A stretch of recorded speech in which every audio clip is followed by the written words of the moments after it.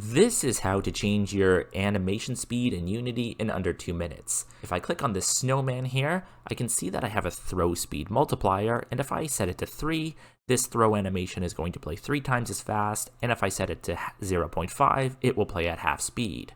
To change this in Unity, it's actually pretty easy. Let's unhit play.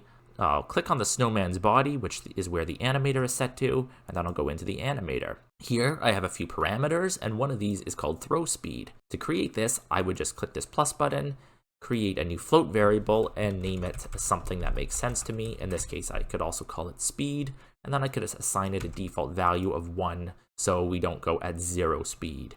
Then I would click on the animation state I want to adjust. I would enable this parameter over here. I already have it set to throw speed, but you would just click parameter, and then you would click the float variable that you have created from the drop-down menu.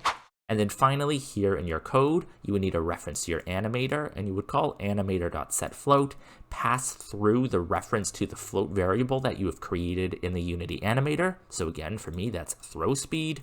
And then you would set for the second argument a multiplier. This can be a variable like I've done here. You saw me adjusting it in the inspector. Or you could just type something in like 2f, which would make it go at 2 times speed, 3f, or 0.5f for half speed. And that's it. That's how you adjust the speed of a Unity animation. Thanks for watching.